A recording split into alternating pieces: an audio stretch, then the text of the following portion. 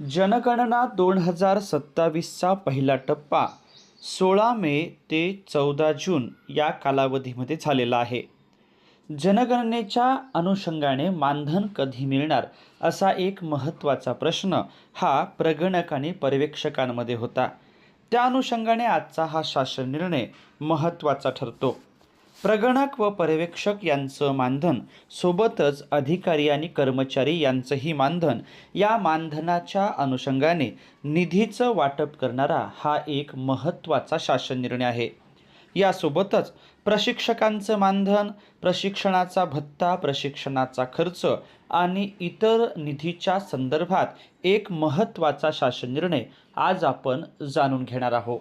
म्हणून हा व्हिडिओ आपण शेवटपर्यंत नक्की पाहावा अशी नम्र विनंती मी आपल्याला या व्हिडिओच्या निमित्ताने करतो आहे. आत्मीय शिक्षक बंधू आणि भगिनींनो, नमस्कार. मी माझ्या शैक्षणिक यूट्यूब चॅनलमध्ये आपल्या सर्वांचं सहर्ष स्वागत करतो.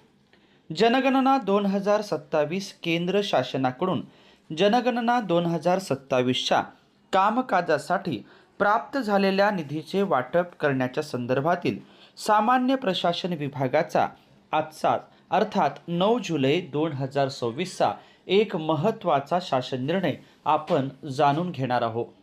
अशाच प्रकारचे विविध शासन निर्णय जाणून घेण्यासाठी माझ्या या यूट्यूब चॅनलला जर आपण सबस्क्राईब केलं नसेल तर जरूर सबस्क्राईब करा अशी नम्र विनंती मी आपल्याला या व्हिडिओच्या निमित्ताने करतो आहे. सोबतच या व्हिडिओला आपण एक लाईक जरूर करू शकता. सुरुवातीला आहे ती प्रस्तावना आणि प्रस्तावनेनंतर आहे तो शासनाचा निर्णय. आपण आता शासनाचा निर्णय जाणून घेऊया. राज्यात जनगणना 2027चे पहिल्या टप्प्याचे कामकाज दिनांक 16 मे 2026 ते दिनांक 14 जून 2026 या कालावधीत पार पडले आहे. जनगणना 2027चे पहिल्या टप्प्याअंतर्गतच्या खर्चामध्ये जनगणना प्रगणक व पर्यवेक्षक, जनगणना अधिकारी व कर्मचारी यांचे मानधन, बाह्यस्त्रोत मनुष्यबळ मोबदला, जनगणना प्रशिक्षकांचे मानधन, प्रशिक्षण भत्ता, प्रशिक्षण खर्च, संगणक व तत्सम साहित्य खर्च, भाडे तत्वावरील वाहन इंधन खर्च, आकस्मिक निधी इत्यादी बाबींचा समावेश आहे. उपरोक्त वाचा 1 व 2 येथील केंद्र शासनाच्या परिपत्रकान्वये वरील नमूद बाबींकरिता राज्य, जिल्हा व तालुका स्तरावरील खर्चाच्या मर्यादा विहित केलेल्या आहेत. उपरोक्त वाचा 3, 4, 5 व 6 येथील केंद्र शासनाच्या आदेशान्वये राज्य शासनास PFMS प्रणालीद्वारे एकूण रुपये 256 कोटी 7,37,953 फक्त इतका निधी उपलब्ध करून दिलेला आहे. तसेच यापूर्वीचा शिल्लक निधी रुपये 52 कोटी 52,46,021 फक्त इतका आहे.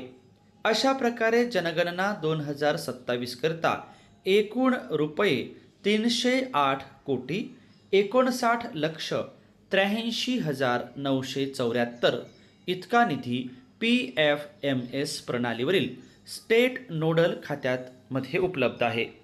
सदर निधीमधून जनगणना 2027च्या पहिल्या टप्प्याच्या कामकाजाअंतर्गत जनगणना अधिकारी, कर्मचारी, प्रगणक व पर्यवेक्षक यांचे मानधन, बाह्यस्त्रोत मनुष्यबळ मोबदला, जनगणना प्रशिक्षकांचे मानधन, प्रशिक्षण भत्ता, प्रशिक्षण खर्च, संगणक व तत्सम साहित्य खर्च, भाडे तत्वावरील वाहन खर्च, वाहन इंधन खर्च, आकस्मिक निधी इत्यादी घटकांकरिता संबंधित जिल्हाधिकारी व आयुक्त महानगरपालिका यांना रुपये 295 कोटी 12 लक्ष इतका निधी सोबत जोडलेल्या विवरणपत्र ड प्रमाणे वितरित करण्यास मंजुरी देण्यात येत आहे. सदर निधी जिल्हाधिकारी व आयुक्त महानगरपालिका यांना PFMS प्रणालीद्वारे वितरित करण्यात येत आहे.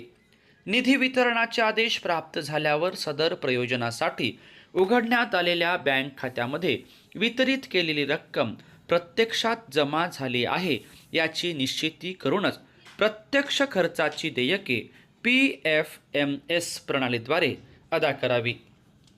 सदर प्रयोजनासाठी खर्च करताना रजिस्ट्रार आणि जनगणना आयुक्त गृह मंत्रालय, भारत सरकार, नवी दिल्ली तसेच संचालक जनगणना कार्यालय मुंबई यांनी वेळोवेळी निर्गमित केलेल्या सूचनांचे पालन करूनच जिल्हाधिकाऱ्यांनी व आयुक्त महानगरपालिका यांनी जनगणना 2027च्या बाबींसाठी खर्च करावा।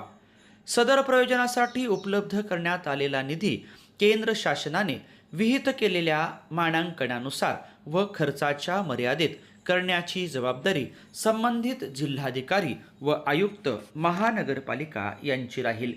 जनगणना 2027च्या खर्चाकरिता केंद्र शासनाकडून निधी उपलब्ध होणार आहे। यास्तव जनगणनेच्या खर्चाचे स्वतंत्र लेखे ठेवावेत।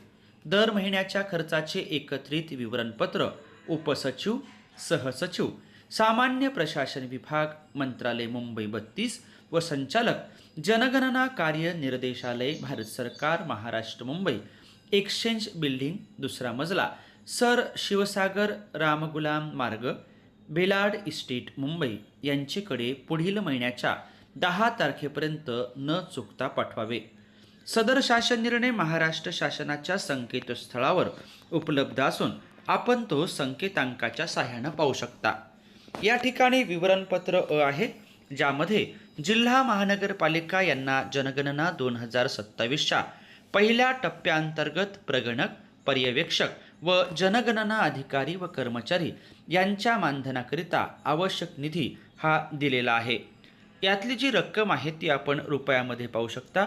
जिल्हा आणि महानगरपालिका, त्यानंतर मानधन प्रगणकांचं प्रति कर्मचारी रुपये 9,000, मानधन पर्यवेक्षक प्रति कर्मचारी रुपये 9,000, मानधन प्रधान जनगणना अधिकारी, अतिरिक्त प्रधान जनगणना अधिकारी, विभागीय आयुक्त त्यांचं मानधन आणि अन्य मानधन हे आपल्याला या ठिकाणी दिसत आहे। अशा प्रकारे हे विवरणपत्र येत आहे। आपण आपल्या जिल्ह्यानुसार, आपण आपल्या महानगरपालिकेनुसार या ठिकाणी जे काही मानधनाची रक्कम आहे ती यथावकाशपणे पाहू शकता। विवरणपत्र ब जे आहे ते जिल्हा महानगरपालिका यांना जनगणना 2027च्या पहिल्या टप्प्याअंतर्गत प्रशिक्षक मानधन व प्रशिक्षण भत्ता व प्रशिक्षण खर्च याकरिता आवश्यक निधी जो आहे तोही आपण या ठिकाणी पाहू शकता। प्रशिक्षणाच्या अनुषंगाने यामध्ये काही महत्त्वाची माहिती विवरणपत्र ब मध्ये दिसत आहे, ती आपण आपल्या जिल्ह्यानुसार व्यवस्थितपणे पाहू शकता। असा हा एक महत्त्वाचा शासनाचा निर्णय आहे। त्यानंतर विवरणपत्र क, जिल्हा महानगरपालिका यांना जनगणना 2027च्या पहिल्या टप्प्याअंतर्गत तांत्रिक सहाय्य व शिपाई यांचे 10 महिन्यांचे मानधन व इतर घटकांकरिता आवश्यक निधी, त्याही निधीचं विवरण आपण या ठिकाणी मनपाशहा पाहू शकता। त्यानंतर महत्त्वाचा एक भाग या ठिकाणी दिसतो तो विवरणपत्र ड मध्ये जनगणना 2027च्या पहिल्या टप्प्याकरिता जिल्हा व महानगरपालिका निधीचं वितरण रक्कम रुपयात आपण ही या ठिकाणी जाणून घेऊ शकता। अशा प्रकारचा हा 15 पानाचा परंतु अत्यंत महत्त्वाचा शासन निर्णय आहे, तो आपण थोडक्यामध्ये या ठिकाणी जाणून घेतला। जनगणना 2027च्या अनुषंगाने पहिल्या टप्प्याच्या संदर्भात विविध निधींच्या अनुषंगाने हा एक महत्त्वाचा शासन निर्णय आहे। सदर शासन निर्णय आपण या ठिकाणी जाणून घेतल्याबद्दल आपल्या सर्वांचेच मनापासून धन्यवाद।